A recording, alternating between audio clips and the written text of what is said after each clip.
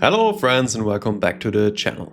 In today's video we are revisiting the Danube River Insect Jar, a tiny, self-sustaining world filled with plants and little creatures I collected from the riverbank 2 months ago. This micro-ecosystem is split into 3 unique habitats. The Canopy, where the Rubber Ducky isopods and a surprisingly fearsome predator rule the land. The Shoreline, where springtails wander around like tiny explorers. And the Water Column, home to even smaller aquatic creatures that feed on whatever drifts down from above. Today, we'll head into 2 different forests to collect fresh moss, leaf litter and new plants. We'll add them to the jar, and along the way we're going to encounter and explore more than 10 different animal and plant species living inside Germany and in this miniature world. Let's dive right in. 6 weeks ago, I went on a little hike with my wife Selina. You might remember her from the last video. Our goal that day was simple: to find new plants for the Rubber Ducky jar. We headed into a local forest that grows on a sandstone mountain range, and you could already feel the change of seasons in the air. The first signs of the German autumn were everywhere. A few yellow leaves scattered on the ground, that faint earthy smell after rain, and the chill that makes you glad you brought a sweater. The trees were still lush and green, but you could tell that the forest was preparing for its long winter nap. Along the roadside, we passed a few chopped tree trunks left behind by forest workers. They'd clearly been lying here for weeks, maybe even months, and new life had already moved in. Mushroom had started colonizing the old wood, with beautiful turkey tail fungi, Trametes versicolor, spreading their colorful bands like tiny forest rainbows. On one of these logs, we found a small Oniscus arzelus, a common woodlouse. It's a close relative to our Rubber Ducky isopods back home. These little creatures play a vital role in the ecosystem. They feed on dead leaves and rotting wood, breaking it down into smaller pieces that fungi and bacteria can finish decomposing. In a way, they are the forest's cleanup crew, quietly turning decay back into life. As we continued our walk, the forest suddenly opened up into a beautiful clearing.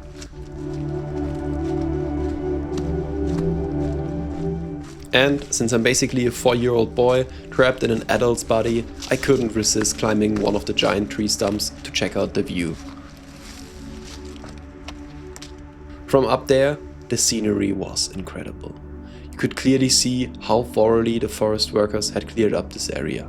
For a moment, I thought I heard a woodpecker in the distance.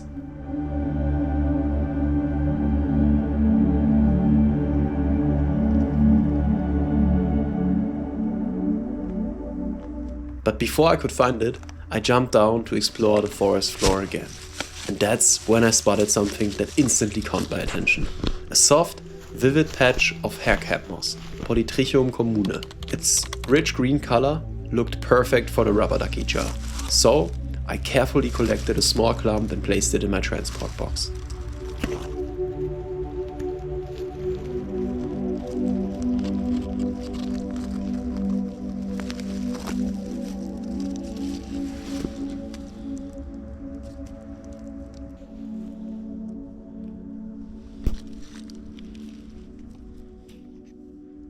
Before heading back to the forest, I peeked into a hollow trunk of a nearby tree.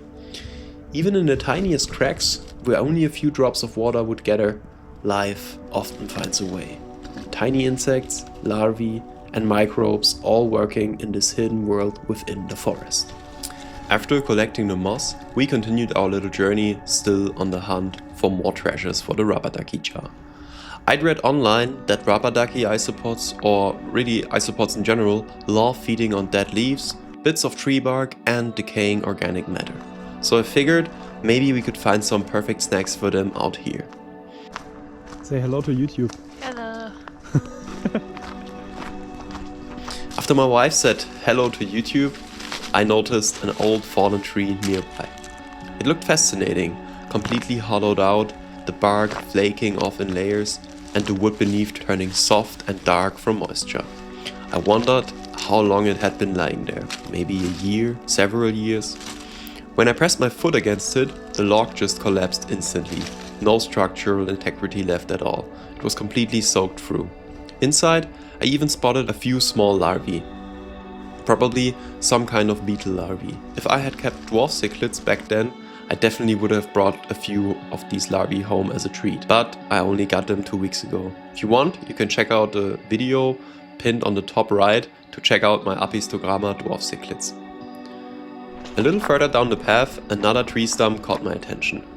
Once again, it was covered in fungi, probably more turkey tails. Their patterns almost look painted, like nature's own fingerprints. As I examined the stump a little closer, I noticed a small ant crawling across the surface. Couldn't tell the species, but its bite was surprisingly strong, so note to myself, don't mess with tiny forest residents in the future. I realized that this forest didn't have much else to offer for the Rubber Ducky jar, but there were still some amazing natural wonders that I wanted to show you. The first was this incredible rock formation. It took me about 20 seconds to climb up there, and yes, if you're wondering how I filmed it, I had my GoPro strapped to my head. Standing up there, I felt so small compared to these massive stones.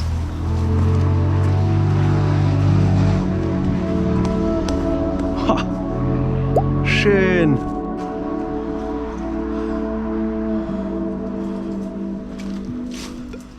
And for a moment, I imagined, or rather dreamed, if this YouTube channel ever grows big enough, how amazing would it be to create something like this inside a giant aquarium with equally giant fish swimming around it.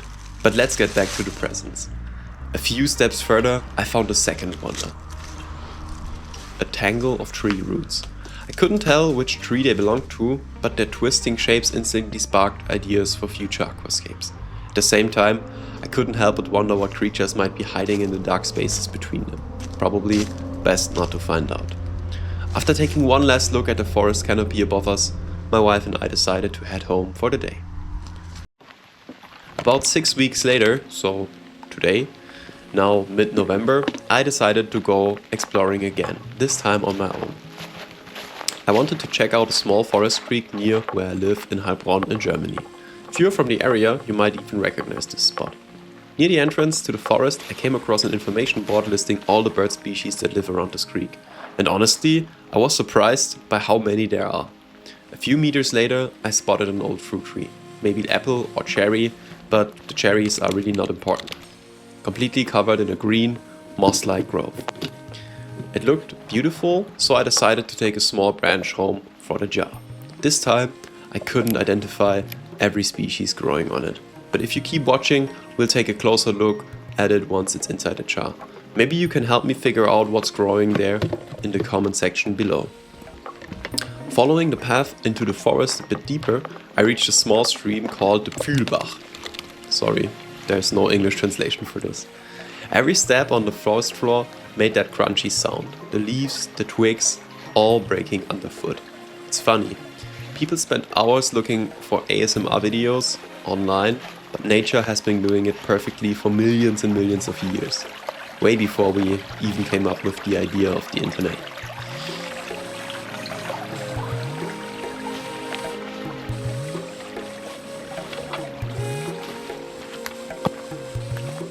By now, Germany has fully transitioned into autumn mode. The forest floor was completely covered in leaf litter, and a soft, constant rain had set in. The creek led me to a small pond surrounded by ferns and moss-covered tree stumps. One tree stump in particular looked especially beautiful, so I decided to leave the camera running here for a few minutes just to let you enjoy the soundscape and the atmosphere. If you want, you can skip ahead to the next chapter or stay and maybe even fall asleep to it.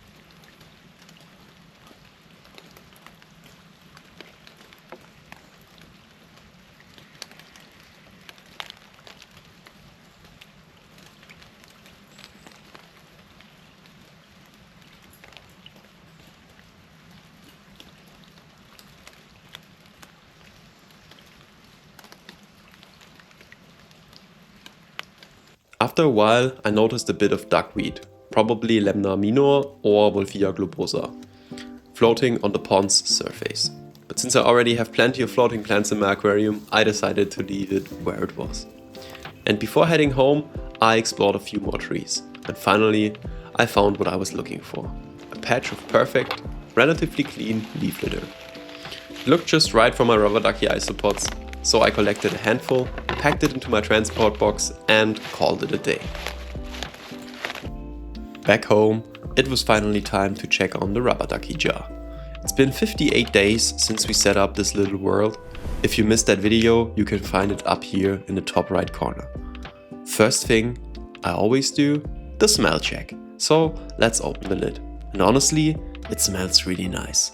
Fresh, clean, kind of like a damp forest after rain. There's a bit of that pond scent too, but also something that reminds me of the freshly cut grass on a cold spring morning. I poured back the last few drops of condensation that had collected on the lip, no drop wasted, and checked on the small piece of wood we added 2 months ago. There's no big signs of decomposition yet, but everything looked healthy.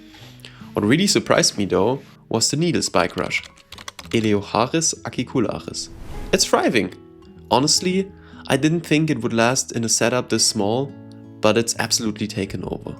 Our mare's tail, Hippurus vulgaris, is still hanging in there too, but clearly the spike rush is the new boss of this tiny ecosystem when it comes to plants. Next up, a bit of glass cleaning. I always use a clean, chemical-free cloth because in an ecosystem like this, even tiny residues can make a big difference. While I was wiping the glass, I thought I spotted a little creature crawling around. But it turns out that it was just isopod poop, which was now sticking to my finger and it was a bit disgusting. But it is what it is. The main reason for cleaning isn't even for the plants or animals, it's so I can actually film what's going on inside. In theory, you could leave a jar like this sealed for years without ever opening it. The organisms would find their own balance and just keep living their tiny lives. And this really makes you wonder, what kind of creatures would evolve if Rubber Ducky isopods were trapped in a closed ecosystem for thousands or even millions of years? Would they ever become sentient beings and develop tools? We'll probably never find out. But before we get too much into evolutionary world building, let's check on the actual isopods today. To my relief, I spotted 2 Rubber Ducky isopods right away, hanging out near the top section of the jar. After reading your comments under my last video thoroughly, that this setup might be a bit too wet for them, I decided to remove some of the water and leave the lid slightly open for better airflow. At first, I worried that they might be dead. They weren't moving at all. But then, one of them twitched. Still, I wanted to make sure that they are actually alive, so I gently picked up the little log, if you can even call something that small a log, and noticed something that looked like a spider web.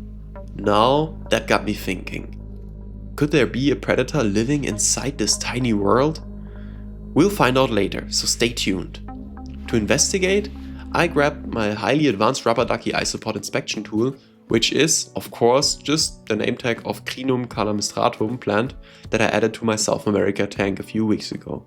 But it's soft, it's made of plastic, and it works surprisingly well for inspecting isopods. The isopod reacted immediately, moved around, and it was enough proof for me it's alive and doing perfectly fine for the time being. With that settled, I moved on to a bit of jar maintenance. The moss had grown beautifully over the last few months, so I gave it a little trim to make space for our new additions from the forest earlier today. While trimming the moss, I tried to gently press it down with my professional aquarium scissors. These scissors were actually a gift from one of my best friends, Niels. He used them for years before passing them on to me, so shout out to Niels and shout out to these high quality aquarium scissors. If you want to get the exact same pair, you'll find the link in the video description below. Some of the moss has started to rot, but that's absolutely no problem. This jar is basically crawling with tiny cleanup crews. Isopods, springtails, and even smaller organisms and microorganisms that happily recycle anything dead or dying. In here, nothing goes to waste. Next, I check up the haircut moss. It's still doing surprisingly well. Remember, I collected it about a month ago and then completely forgot the container on my windowsill. So it dried out, then I put water over it again, then it dried out again, but somehow this hardy little plant shrugged it off. A true survivor. Then I expected the leaves and the moss-covered branch I collected earlier today. Both looked great. So it was finally time to start adding everything into our little paludarium world. What I love about haircut moss is how forgiving it is. You can basically drop it onto any surface, soil, bark, rocks, and it'll survive or even thrive. It's one of nature's true pioneers. Even the little Corydoras catfish in the tank behind seemed to agree. If you want to meet him and his whole Cory crew, check out my South America aquascaping video in the top right corner. Next up, the small tree branch. Under the light, it looked even more beautiful than it did in the forest. Softer greens, brighter tones, and a nice contrast to the darker mosses already living in the jar.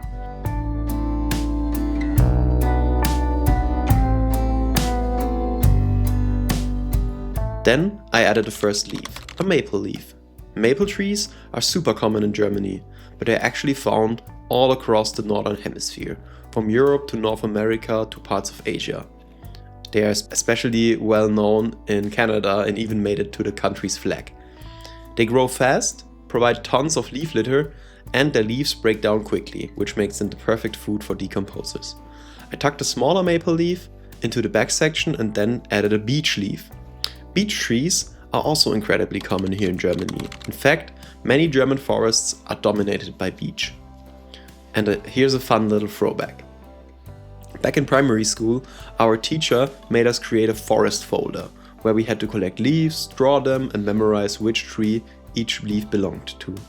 It turns out that folder paid off, because today I can still identify every single leaf I picked up in German, but still it's relatively easy to translate the names into English if you already know which leaf belongs to which tree. I tried squeezing the beech leaf behind the little log we inspected earlier. The reason I'm adding all these different types of leaves is simple. I honestly don't know which ones the organisms, especially the Rubber Ducky isopods, will prefer. So giving them a buffet of options seems like the best idea. So let's take a closer look at the results. First, here's a close-up of the tree branch covered in mosses and lichens. These are harmless epiphytes, organisms that grow on surfaces but don't harm them. The original moss from the jar looks fully hydrated and healthy, while the haircut moss and the lighter green moss on the branch add a beautiful contrast to the layout. And then I spotted something very unexpected. A tiny predator, an almost transparent spider, maybe half the size of a rubber ducky isopod. I'm pretty sure it's been living in here since the very beginning, because I kept seeing spider webbing all over the jar. I only noticed the actual spider when reviewing the footage afterwards, and after that I couldn't find it again. So I'm curious, should we remove the spider or let it stay in the jar? Let me know in the comments below. Do you think it will pose a threat to our beloved rubber ducky isopods? Let's move a few levels down, into the section I personally find most interesting. The water column. If you look closely, this is where most of the hidden life thrives. I spotted 3 species I never added on purpose. First, copepods. These are tiny crustaceans that act like the vacuum cleaners of aquatic environments and eat decaying plant matter and algae. Then we have worms. Still an unidentified species, but likely they are detritus worms, and as the name indicates, detritus feeders helping break down organic waste. And last but not least, we have springtails, possibly both aquatic and terrestrial forms, bouncing around like micro kangaroos while feeding on fungi and detritus. And when you speed up the footage, it suddenly looks like a tiny, bustling city down here. Everything is moving, everything has a role. Plants decay, decomposers eat the material, they turn it into nutrient-rich waste, the healthy plant roots absorb it, the plants grow and eventually die again, creating an endless loop of life and recycling. This is the magic of a closed ecosystem jar, a tiny world that can keep itself going potentially forever.